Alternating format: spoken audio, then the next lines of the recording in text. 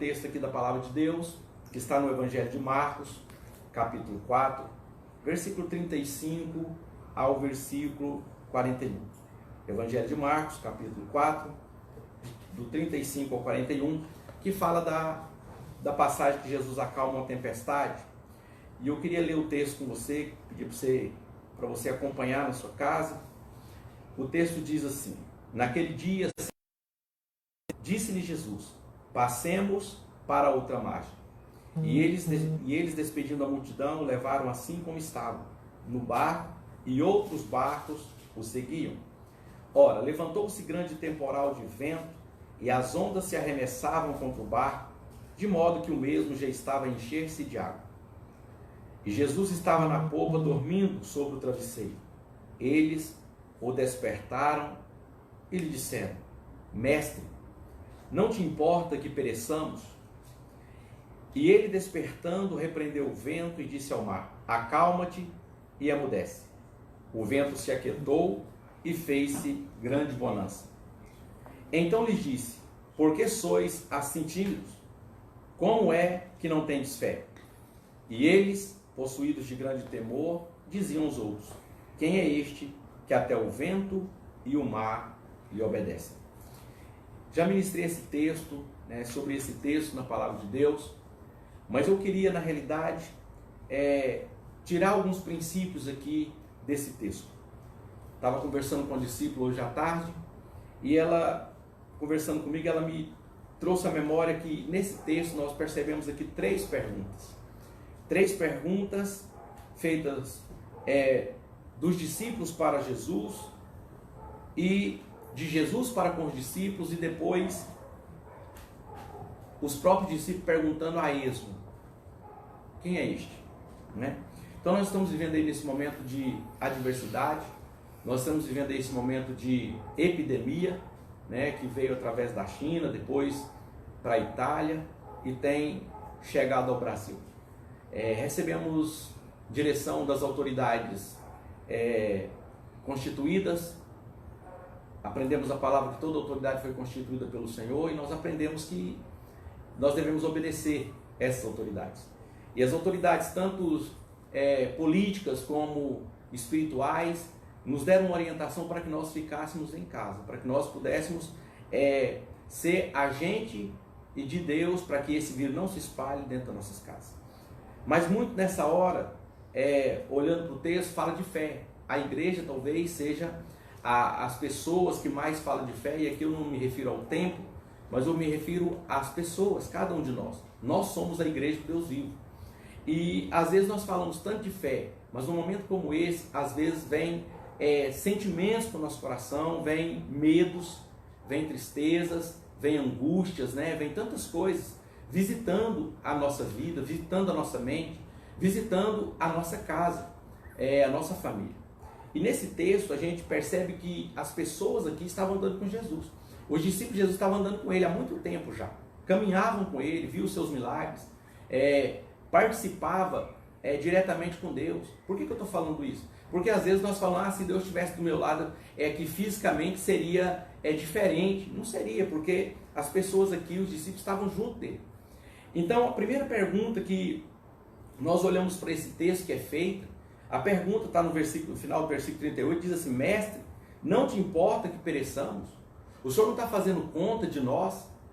O Senhor está aí dormindo. Talvez nós não falamos essa pergunta para Cristo hoje, mas nós transferimos meio que nosso subconsciente para Deus. O Senhor está aí no seu trono, sentado à direita de Deus. O Senhor não se importa conosco? Não se importa de esse vírus estar assolando, está vindo para o estado, está vindo para o país, para a capital, no caso Recife? O Senhor não se importa com isso? Mas eu quero dizer para você: Deus se importa. O problema é que nós colocamos Jesus muito longe da gente. A palavra de Deus diz que Cristo é em nós a esperança da glória. Num momento como esse, nós precisamos ter fé. E aí entra a palavra. O que é fé? Fé, irmãos, é a certeza de fato que se espera, é a convicção de fatos que eu não estou vendo, mas eu creio. Lá em Hebreus 11:6 fala que sem fé é impossível agradar a Deus. E como nós estamos reagindo com relação à nossa fé? Ou nós temos uma fé apenas de boca? Nós estamos aqui com a palavra de Deus, né, com a Bíblia aberta, e muitos de nós conhecemos a letra, mas a palavra de Deus diz que a letra mata, mas o Espírito vivifica. Então eu queria que você entendesse nessa noite, quais são os seus medos? Porque nessa hora, nós precisamos sair do nível da teoria e irmos para o nível da prática. Nós precisamos sair do nível da letra escrita aqui na palavra, para que ela se torne viva no nosso coração. Então eu pergunto para você, será que nós não temos feito essa pergunta para Jesus hoje? Senhor, não te importa que pereçamos? O Senhor não está fazendo conta de nós? Está esse vírus assolando? Está a economia sendo abalada? Muitas pessoas estão sem trabalhar porque tem que ficar em casa? O Senhor não importa? Será que o Senhor não está fazendo conta? Eu quero falar para você que a Bíblia diz que Jesus é o mesmo ontem, hoje e será o mesmo eternamente. Deus é aquele que nos sustenta, que cuida de nós. Então eu queria que você pensasse, pode ser que nós, mesmo que de uma forma inconsciente, nós temos feito essas perguntas para o Senhor, mas eu quero falar que Deus está conosco todo o tempo. O Espírito do Senhor está sobre nós, Ele tem nos ungido a pregar as boas novas, Ele tem nos ungido, nos guardado, nos capacitado. A palavra de Deus diz que a unção despedaça todo o jugo. E eu queria que você tivesse esse coração de perceber que o Senhor está no controle de todas as coisas.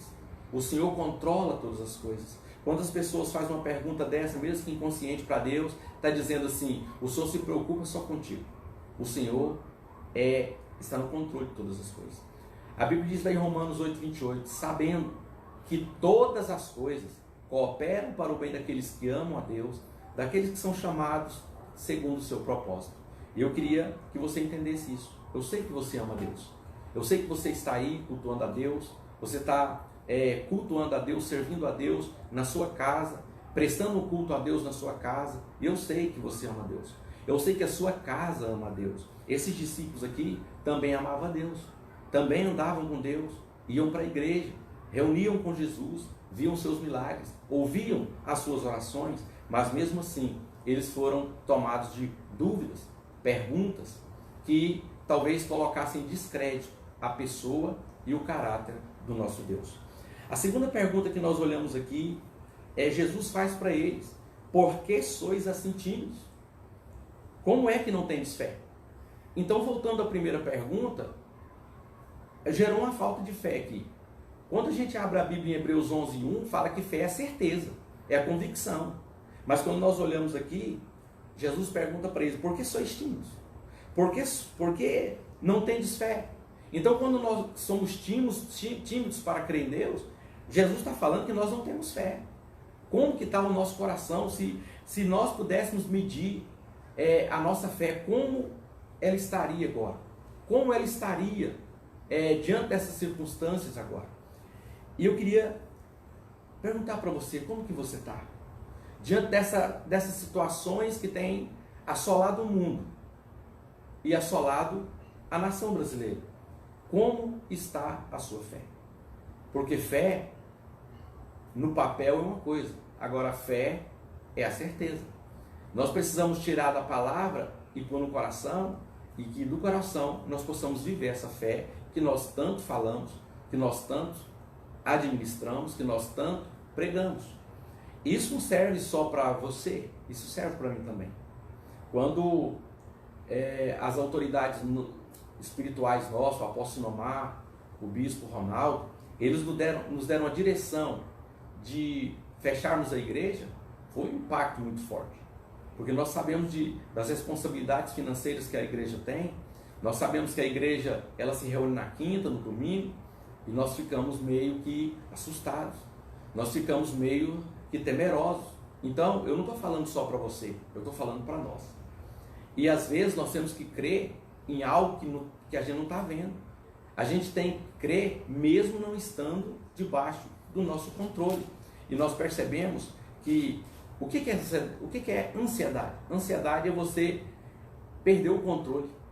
Quando nós perdemos o controle das coisas, nós nos tornamos ansiosos.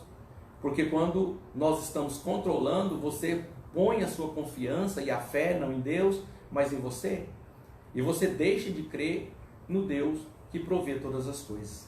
E eu queria perguntar para você nessa noite: Será que você não tem sido tímido? Será que diante desse quadro você não está sendo tímido? Será que você tem fé diante desse quadro? Talvez você não está preocupado com o vírus que está assolando. Talvez você não está preocupado com isso. Mas pode ser que você está vendo uma fase na sua casa, na sua família, de um desemprego.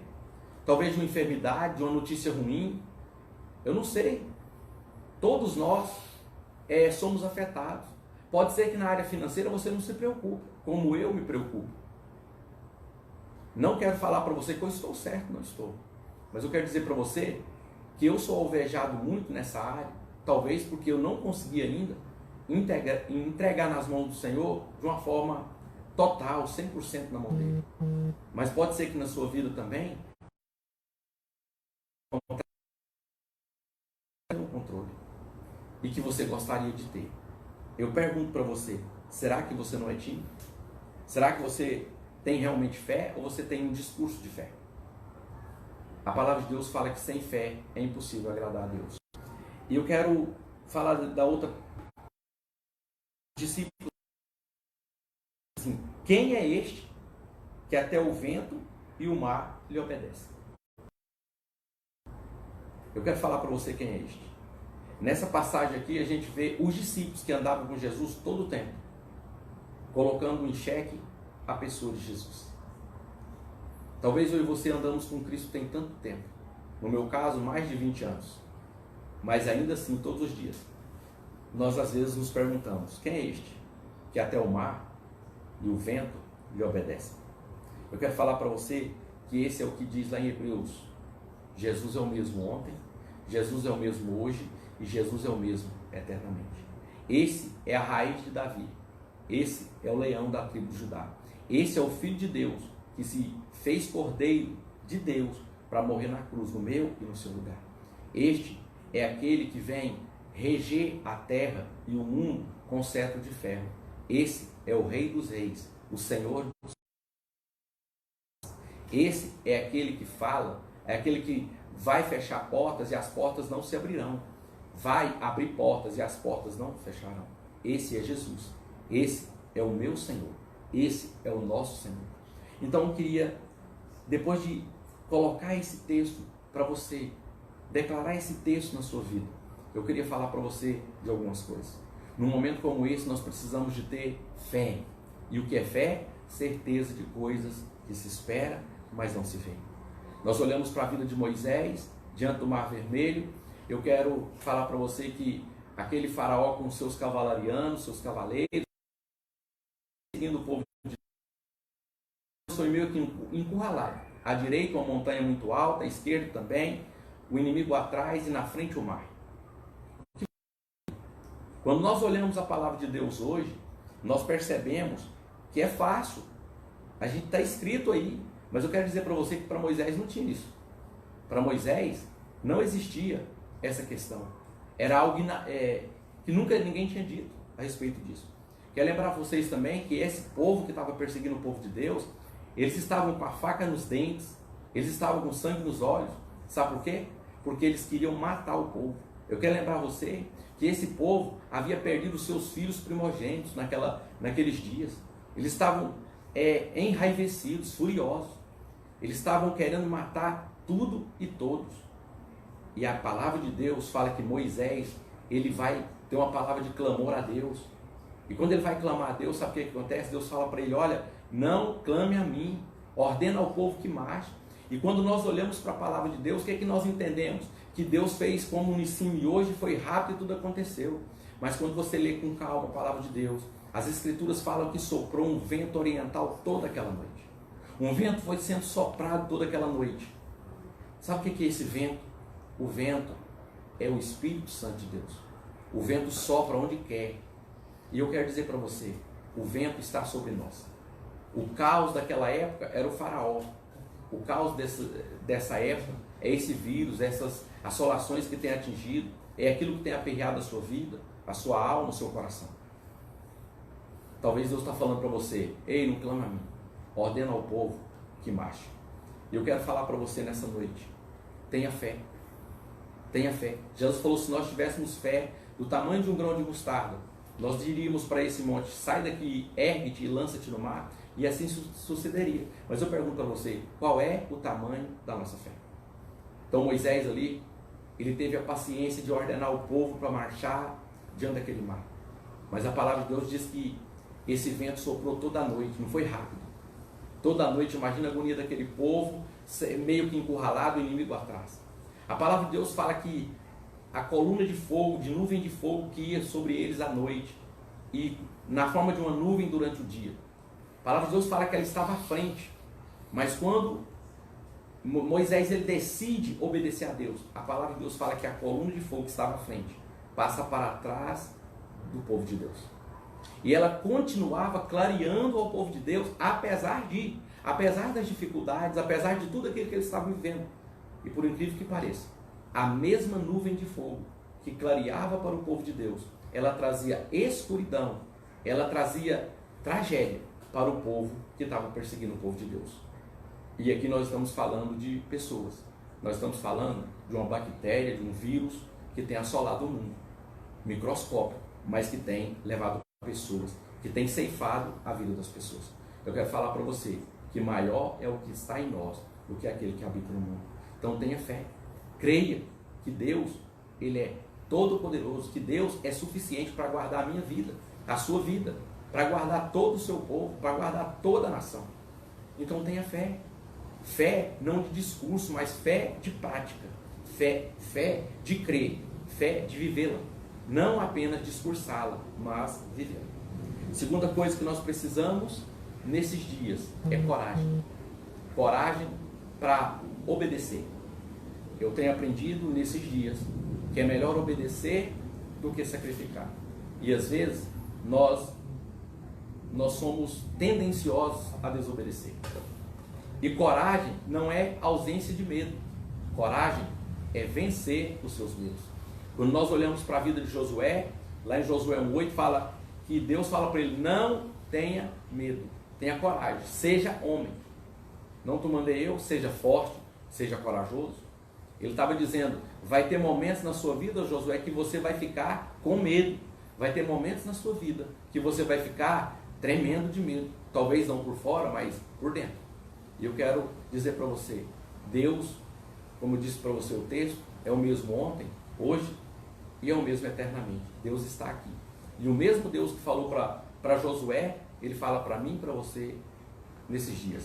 Coragem, seja homem, seja uma mulher de fé, seja um jovem de fé, seja um homem segundo o coração de Deus. Quando nós olhamos para a palavra de Deus, nós percebemos que Josué foi um dos maiores conquistadores que a palavra de Deus nos mostra. Mas Josué, ele foi corajoso, ele venceu os seus limites, ele venceu os seus medos, apesar do que as pessoas falavam. Josué é aquele que foi para a terra de Canaã lá buscar informações como espia, ele e Caleb, ele mais 12 pessoas no total, mas 10 deles tinham um discurso de derrota. 10 deles tinham um discurso de medo, de terror, de pavor, que o inimigo era grande demais e que ele, aos olhos dos inimigos, eram como gafanhotos.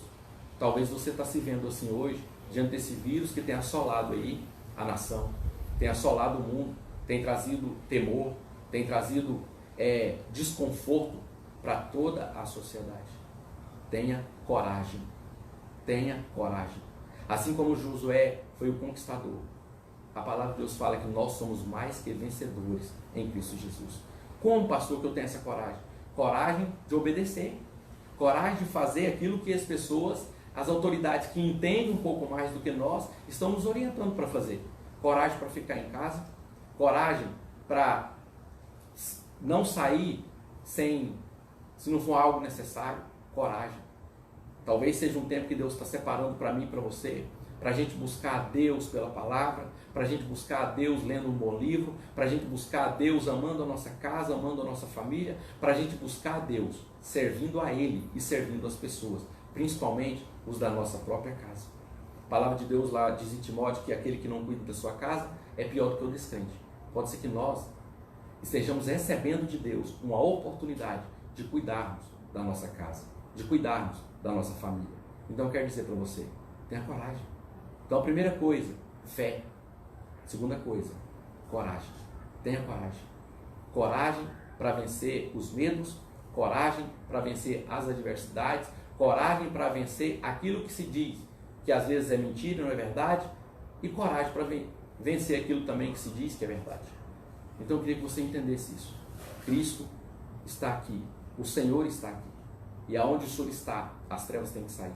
Quando eu falo aqui, não estou falando da minha casa propriamente, eu sei que Ele está aqui, mas eu quero dizer para você que Ele está na sua casa, que Ele está na sala da sua casa, Ele está com você. A palavra de Deus diz: onde tiver 2 ou 3 reunidos no nome dEle, ali Ele estaria. Então eu quero aqui deixar essas duas palavras: fé, em primeiro lugar, coragem, e terceiro lugar, para a gente estar encerrando aqui, creia que Deus pode cuidar de você, Deus pode cuidar de nós. Nós olhamos para a terra hoje e ela tem muito mais do que 7 bilhões de pessoas, mas Deus cuida de cada um. Deus ouve o clamor do coração de cada um, independente se ele é cristão ou não. Ele ouve o clamor de cada um.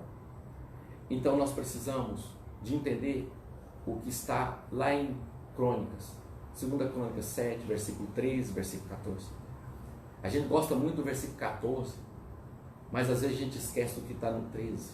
O 13 diz que se ele fechar os céus, se alguma enfermidade vier, se alguma coisa ruim acontecer, aí vem o versículo 14: se o meu povo, que se chama pelo meu nome, se humilhar, se arrepender dos seus pecados, dos seus maus caminhos, e buscar a mim, então eu ouvirei dos céus, sararei essa terra. Terceira coisa que eu quero dizer para você: oração. Nós precisamos orar. Nós temos visto homens de Deus se levantando no Brasil, fazendo meio que um relógio de oração, 1 hora, para as pessoas orarem a Deus. A pergunta é: você tem orado? Você ora a Deus? Eu não estou falando de algo religioso. Tem que ser aqui nesse negócio, tem que ser desse jeito, tem que ser dessa forma. Mas o seu coração clama ao Senhor. Quando você está fazendo qualquer coisa na sua casa, o seu coração eleva a Deus e faz uma oração a Deus pelas pessoas, e faz uma oração a Deus em prol da sociedade, das autoridades constituídas, para que Deus derrame sobre eles sabedoria para lidar com toda essa questão, sobre a medicina, para que eles possam ser agentes de Deus nessa terra, para trazer a cura, para trazer a extirpação desse vírus de uma vez por todas? Ou será que nós somos aqueles que dizem que fazemos ou não fazemos? A nossa igreja, ela passou por 21 dias de oração e jejum, orando na igreja por 1 hora. E eu me lembrei daquele versículo que diz, quando Jesus estava no Getsemane: nem 1 hora, falando para Pedro e para alguns discípulos, nem por 1 hora pudesse vigiar comigo. Jesus estava ali num momento de agonia, onde ele não estava preocupado em ir para a cruz, ele não estava preocupado em ser crucificado, em ter as suas mãos, seus pés atravessados por cravos gigantes. Não era isso. A preocupação de Jesus era porque, por algumas horas, por causa de todo o pecado de todo mundo sobre a vida dele, ele não ia conseguir ver Deus ao seu lado. Não significa que Deus não estava lá, Deus estava. Mas a Bíblia fala que o pecado, ele nos afasta de Deus. Então o pecado não era de Jesus, era da humanidade. E quando Jesus estava no Getsemane, lá nessa agonia, nesse pensamento de como que vai ser isso, nunca aconteceu na história de Jesus isso, a não ser esse dia. Sabe o que aconteceu? Os discípulos que estavam com ele caminhando 3 anos, 3 anos e meio, dormiram, adormeceram. Será que nós não estamos dormindo na nossa fé? Será que Deus não tem chacoalhado a igreja, permitindo certas coisas para que eu e você pudéssemos levantar, pudéssemos levar o nosso coração, a nossa mente ao Senhor e trazer uma palavra de oração? Será que não está no momento de exercer fé, exercer coragem, exercer a oração? A igreja é o lugar onde muito se fala de oração, de fé, de coragem, de oração. Mas será que nós temos exercido isso? Eu queria deixar essa pergunta para você.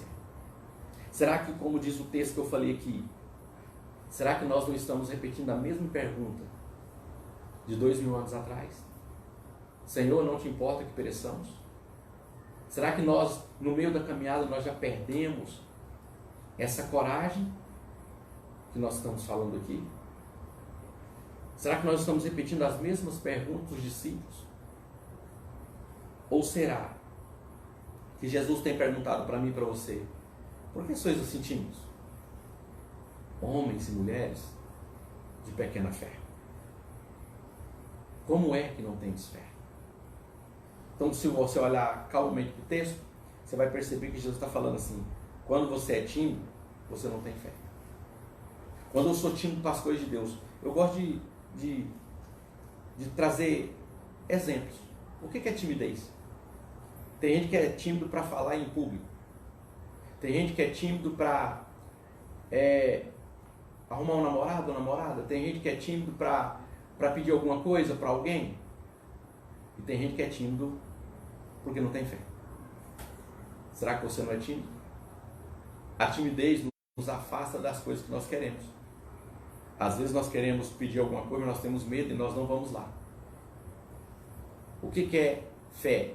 É a ausência de incredulidade. O que é incredulidade? A ausência de fé. Quando nós duvidamos, nós somos incrédulos. Quando nós duvidamos de Deus, da palavra de Deus, nós estamos chamando Deus mesmo de uma forma inconsciente, de mentiroso. E Deus nunca será mentiroso. Deus nos ama e Deus propôs para mim e para você uma vida que seja bênção.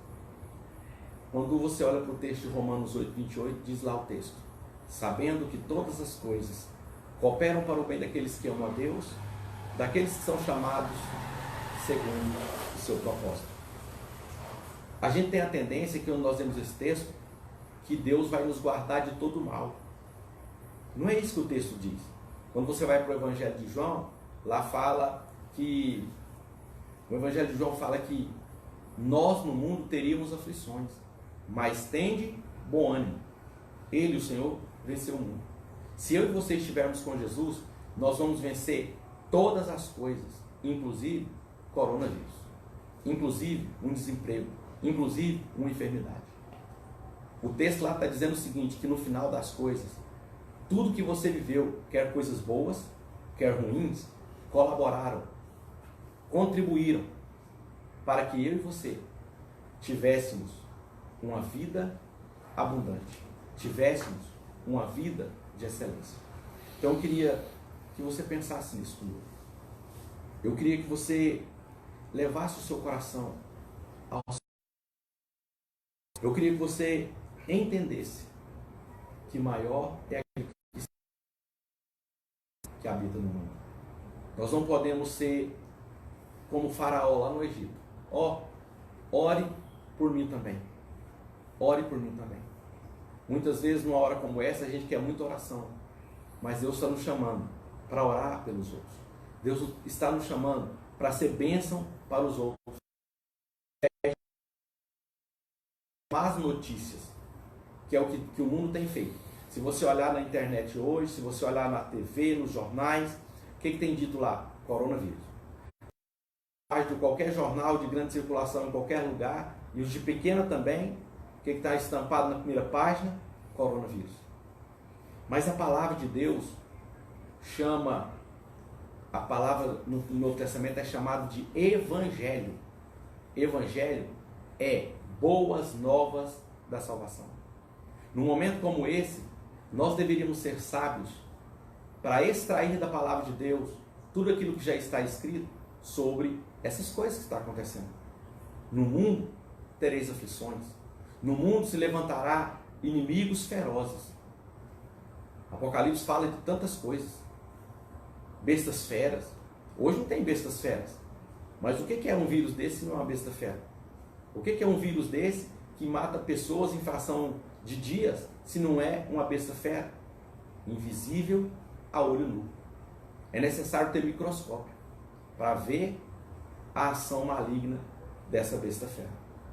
Mas O que nós temos feito em prol das boas novas, em contrapartida das péssimas novas, das notícias ruins? Talvez nós estamos colaborando com a mídia que tem espalhado, e nós estamos nos esquecendo de espalhar as notícias que vão ser bênção, que vão trazer para as pessoas uma esperança. A esperança é Jesus. A esperança é o Cristo que está à direita de Deus e também habita no meu e no seu coração. É o Espírito Santo de Deus que nos conduz, que nos convence do pecado, da justiça e do juízo. Sabe, que nós possamos, nesse dia, domingo, que todo mundo está em casa, fazer uma reflexão. Que você seja um agente de Deus, de milagre em sua casa. Que você possa apregoar o ano aceitável do Senhor aí. Que você não seja um crente raso, um cristão raso, mas assolaram o mundo, já assolaram a nação brasileira. Deus diz que todo ser que respira, louve ao Senhor. As pessoas tendem a pensar que louvar é apenas cantar. Louvar é viver uma vida para o Senhor. Louvar é expressar a glória de Deus.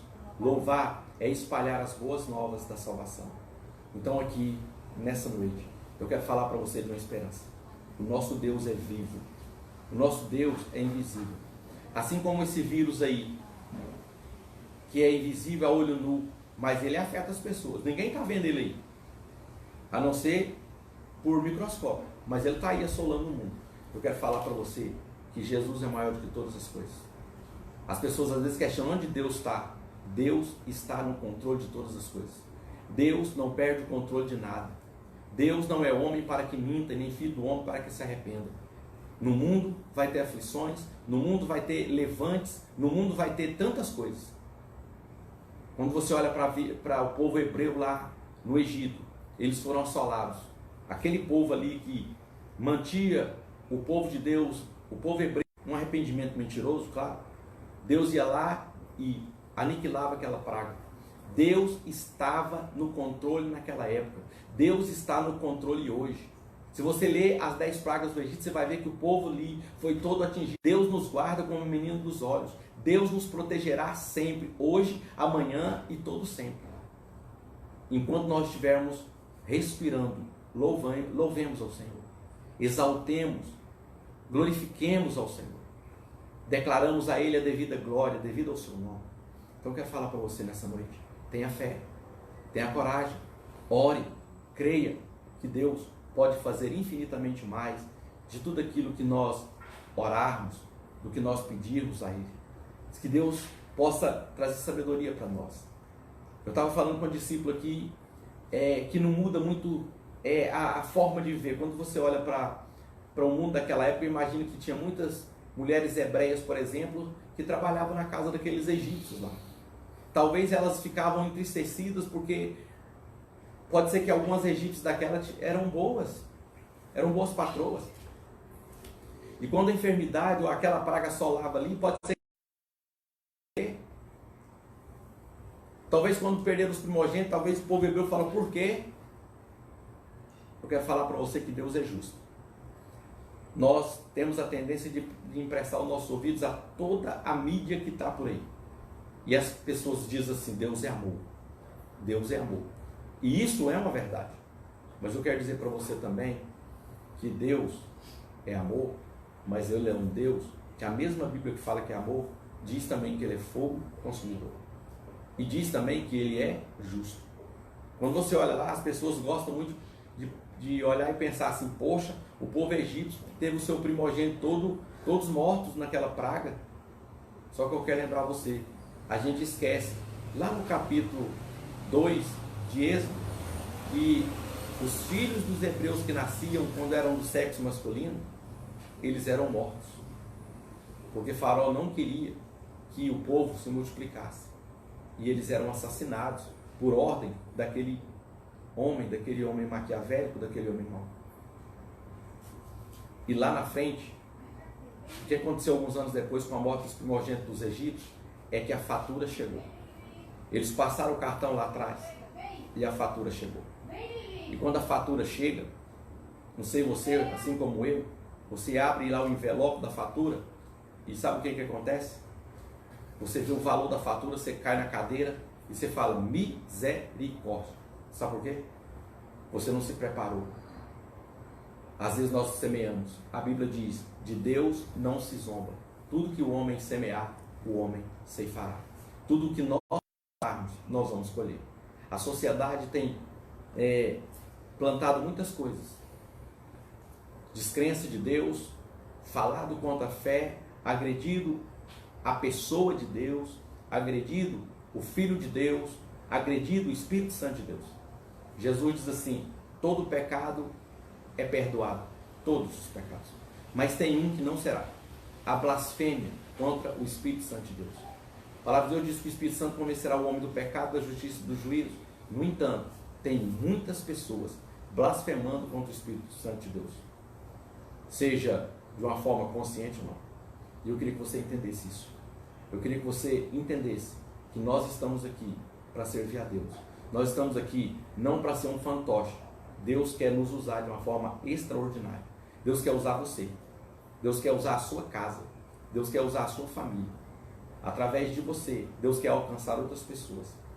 Que esse momento que nós estejamos vivendo seja um momento de você se deixar ser usado por Deus e espalhar, ao invés das más notícias, espalhar as boas novas da salvação. Que o Evangelho possa ser notório e palpável na sua boca. Que o Evangelho possa ser palpável no seu coração. Que o seu coração possa arder, queimar, para que você possa, em nome de Jesus, ser tocado pelo Senhor e a pregar